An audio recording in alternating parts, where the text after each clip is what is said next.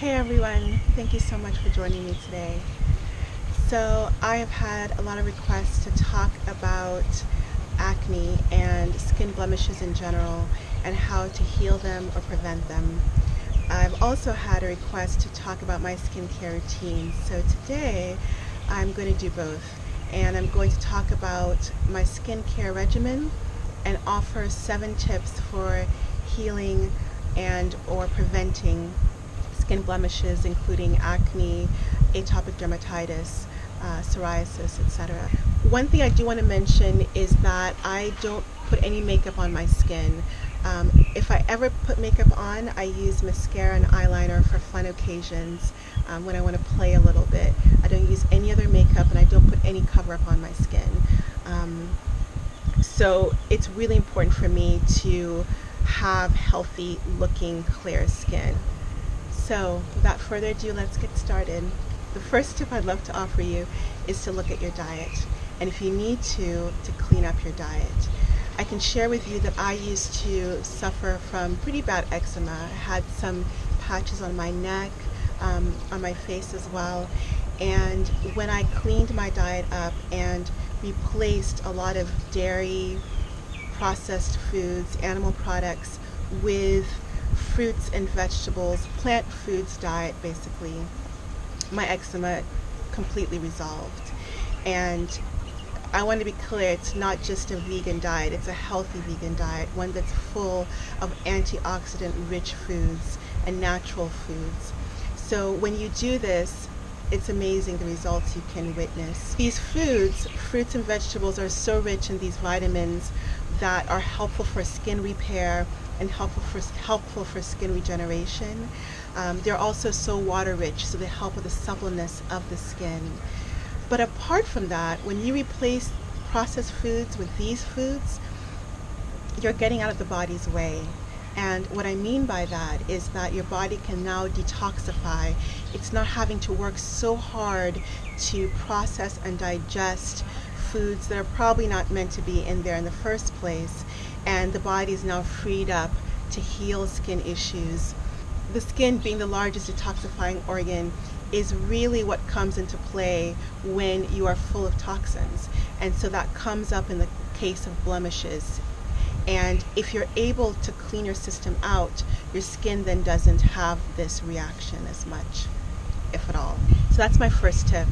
And so when I talk about my skin regimen, the first thing I mention is what I eat and what I don't eat. My second tip for you is to think about what you put on your skin, and to really make sure that you're really only putting in natural, preferably organic things on your skin. I will usually only put something on my skin that I have no problem being inside of me, being inside, being internal, being in my gut lumen. Because I will share with you that if you're putting something in your skin, especially if you're doing it regularly, your skin starts to absorb this, and it becomes a systemic absorption. So what you're putting on your skin does end up internally. So as you read ingredient lists on anything that's packaged, that's a food you're thinking about eating, I recommend that any packaged item that you're thinking about putting on your skin, and that, by the way, includes your scalp, so shampoo, conditioner, anything that's going on your skin, that product, please read the ingredient list also. And if there's any ingredient you don't understand or don't like and don't want inside your body, I wouldn't use that product. And that's why I, in general, avoid products on the shelves. I only use things that are very natural, and I tend to make a lot of these things. So I'm going to share some of those things with you today. One of the things I use very often is aloe vera. I love putting this on my skin. I'll put it as a mask. I will put it if I have any blemish, which I have very, very rarely. It will help to heal blemishes, and that was one of the questions I had.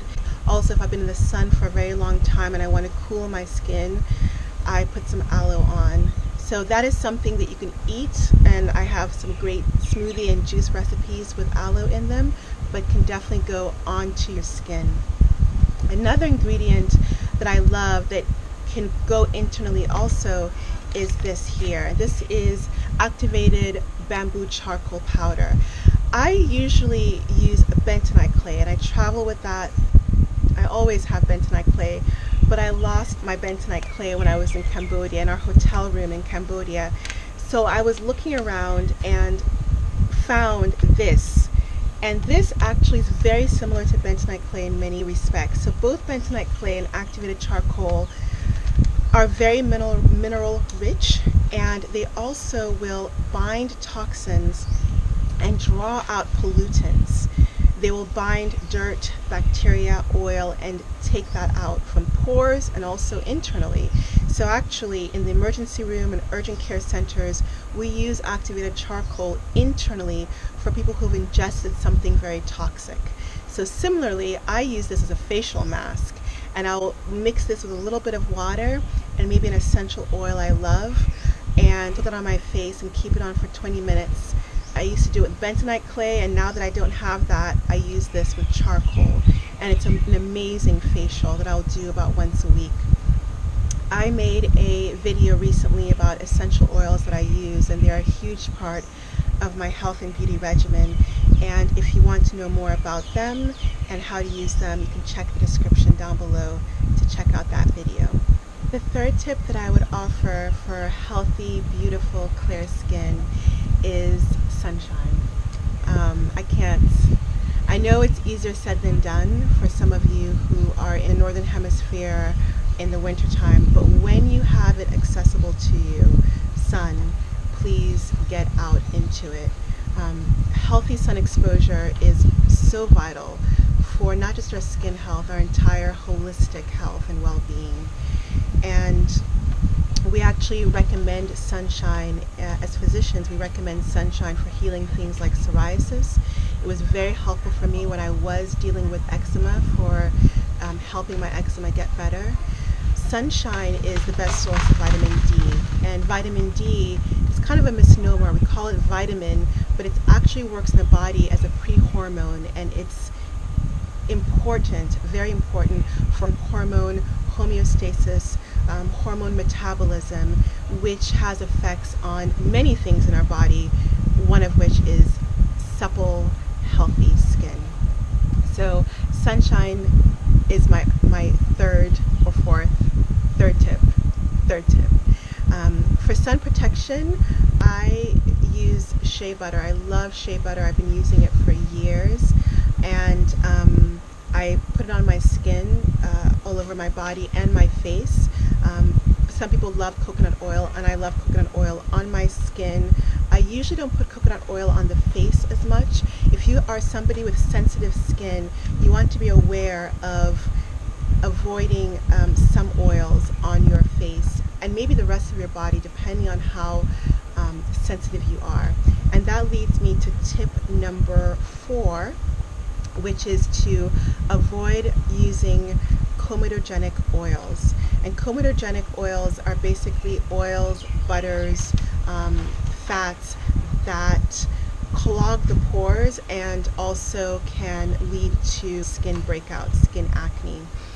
Coconut oil actually is a comedogenic oil. If you put coconut oil on your body or on your face and have no problems, fantastic. Continue to do that. I love coconut oil on my body. But if you put coconut oil on your face and you find that you break out, you might have an issue with this. And so I would look for oils that are lower on the comedogenic score. And some of these oils include argan oil, which I love, jojoba oil, and sweet almond oil are 3 good examples of that. Shea butter also is 0 on the comedogenic score, which means that it is non-comedogenic at all. It's fantastic. So even though shea butter is thicker than coconut oil or some other oils, it actually is less prone to causing acne. Another reason I love it so much. So I usually put shea butter on my face as a moisturizer and coconut oil on the rest of my skin. One of the reasons I use coconut oil so much, it smells amazing. It's also full of really great minerals. It's also ubiquitous here. It's all over the place, and we're in Thailand right now. It's grown here, manufactured here. And I mentioned that just to talk about really trying to locally source as much as you can. instead of packing your suitcase with all the beauty products you think that you need, less is more. Cut down on that, and then trust that wherever you go, you will find the things. Nature provides those things that are ideal for that climate. And that's been my experience with traveling. Tip number 5 goes out to those lovely people who asked me specifically about healing facial acne scars or acne scars in general. And my number 5th tip for having healthy, clear, beautiful skin is to incorporate a little bit of gentle exfoliation into your regimen. So back when I was living in California, and also before that in New York, I had this long stemmed dry brush with natural bristles that I would brush my skin with. And so look up dry brushing. I think it's amazing. It's wonderful for stimulating the circulation, for gently exfoliating. They're a little bit bulky, so I actually have been traveling instead with this, which is a natural loofah. This I got when we were in Cambodia. Again, local sourcing. And I use this on my skin wet though, because this is a little bit harsh, dry. But I'll get in the water, under the water, and I'll exfoliate my skin up towards the heart, from the feet up in big long strokes, from my hands up, everything up towards the heart. And this is detoxifying. It gently lifts off the skin cells. And using exfoliation in your regimen is really helpful for over time releasing some of these skin scars. For face, I don't use this on my face. I use my hands, and I will use sea salt or natural sugar. So palm sugar, which we have here, or coconut sugar, and I'll blend either sea salt or natural sugar grains with a little bit of the non-comedogenic oil I talked about. Mix that in my palm, and then I'll gently exfoliate my skin. I do this once a week.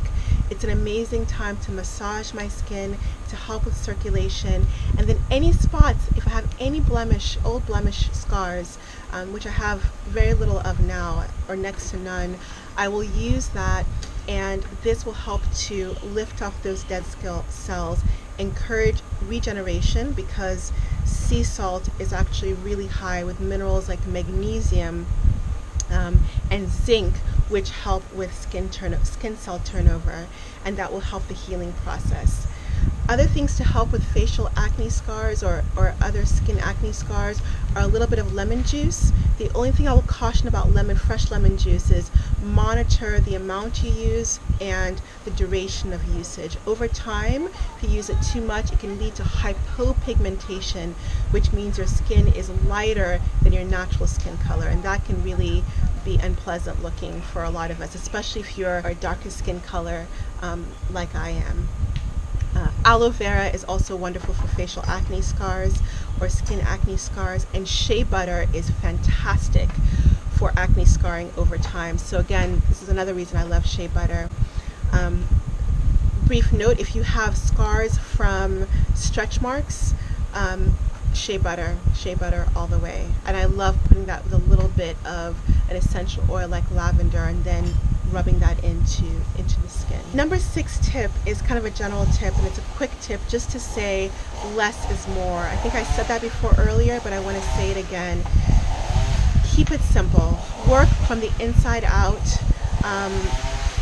When I cleanse my skin in the morning, it's water. I literally will wake up and splash cool water in my face and begin my day. And I've been doing that for several years.